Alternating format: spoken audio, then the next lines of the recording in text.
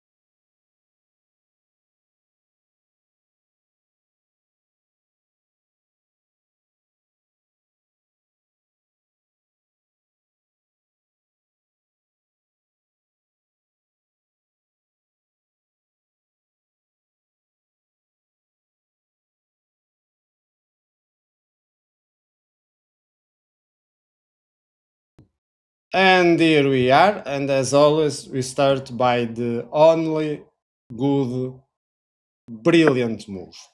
B5. Yes, very strange move, but basically we are dealing with a very particular situation. If you notice, Black King is almost without space. So basically, we are going to use that in our favor. Of course, we can and we should really calculate other moves, but basically, the idea is to take advantage from the king being in this situation. What else can we do? Okay, we can see, for example, like taking the pawn, but this just allows black to come and create some kind of chance. So at least we are not going to win anymore. Like, for example, going over here, now the king goes around, yes, we need to go back because when the king takes, we can't allow the promotion, and basically we are stuck here, forcing the draw, and it will be a draw in the end. Okay, and it's a draw by stalemate. Coming back to the beginning, besides this move, of course, we also can check g4, but then the pawn takes. This is the more or less the same thing as playing g3. It's the same idea. So we get the same position. Of course, we take back. Now, if you notice, black king has no moves, so b5 is forced. Now white to move, and basically we can progress because if we play b3, well, black just replies b6. Again, we are facing a potential stalemate position, and if we allow black to move, like for example delivering the check with g4, then we simply are in a tough situation. We can't now play smart over here. We can take the pawn. It would be a mistake, okay, because the king would take the pawn, and as you can see now, black has a free race to promote its pawn first. So here, basically, white is forced to accept basically a repetition and a draw position. So this doesn't work. This coming from the move g3. What else can we check over here? Well, h3 doesn't help nothing, just stays in the same position. Again, black has only one forced move, b5. There are a lot of forced moves over here, which is interesting for the study. I really enjoy the main line, of course, the one that gives the win for white. But as you can see, this helps us to go deep. Of course, they are always forced moves, but it creates the discipline of going over the variations and learning how to see every potential path on the way. So here, if we take, we just need to keep controlling the king having space, otherwise it will be a stalemate. Now we are going after the pawns, but okay, the black king can come out now. Here, notice that we are facing a pawn end game, so if we are trying to play our best, we need to remember the basic rules of power end games, including the need to get the opposition, okay, an odd number of squares between the two kings. Uh, just as an example, if I go over here, well, then it's white that gets the opposition. Now the king needs to move away, like for example, go into g6. Now the king can come, spends a tempo with b3. The king moves again to g6. Now I take the pawns, and it will be relatively easy to win. I will have one extra pawn. So here, black needs to come to the opposition. Now there's a race to the pawns, of course. And as we are going to see, when white reaches one side, black reaches the other side. And so we are basically facing a potential draw. Now each one will promote. This is not over, okay, but we need to count every move. Now another race. It will end up in this particular position, and as we should know, a pawn in the seventh rank from the black perspective against a queen, so the h pawn or h pawn, or a2 pawn. It depends. The result basic is on the king. The king is too far away, so this is also a draw. Uh, what else? I don't know if well, if we play b3, we're just losing moves, so it's the same situation. So here, basically, we are able to find that b5 is the brilliant move. So now it's very enjoyable because black is forced in every move. There's only one move available for black, which is h3. Now, of course, I don't know if we can play something like g takes h3.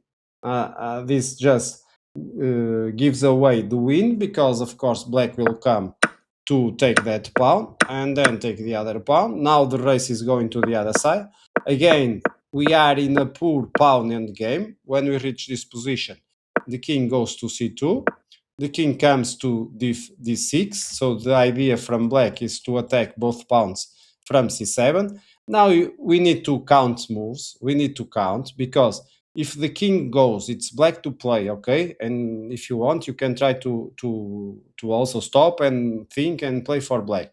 But we need to count. So 1, 2 moves, and we are protecting this pawn, or 1, 2, 3 moves, and we are protecting the pawn. Which, if you count the moves 1, 2, 3, then you realize that white will be able to protect the pawn in time. So taking the pawn will be a mistake. So basically, we are just going to show you, okay, like for example over here, and now as you can see, the king goes to the side and then advance the pawn, so it's a win.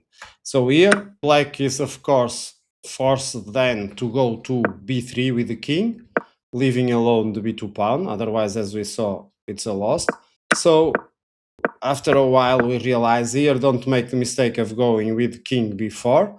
So here we just repeat the position. So if white tries to do something like this, we simply go to the side. Remember, we need to keep some control of the position. Now white is forced to go back, and now black can take the pawn, and so as you can see, this will be now a draw.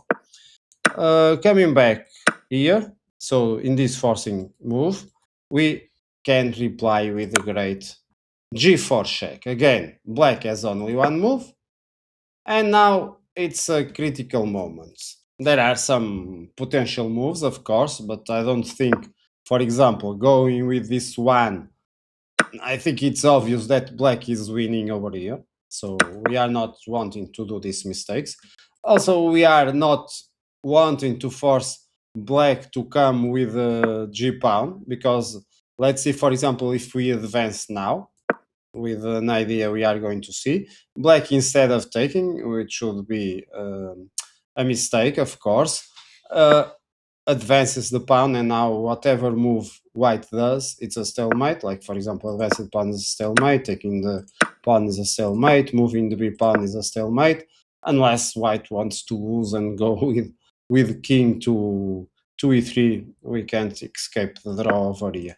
Of course, white can try to take, but this just is a matter of having patience. As you can see, black is in control, so white needs to keep defending, and in the end it will be a draw. So moving the king is not possible. So without being able to move the king and the other pawn, we need to move the b pawn, and the solution is one of those. So if we move the b pawn, there is a rule, an important rule for pawn end games, where we should reserve tempi as much as we can. So the smart move is to play b3. But let's see what happens if we play b4. Well, if we play b4, of course, black is forced to play h5, only move. Now, white to play whatever it's the move, the better is to take. We are going to get a similar position to the one we saw just in a while, and so as you can see, white needs to defend, and it's a draw again.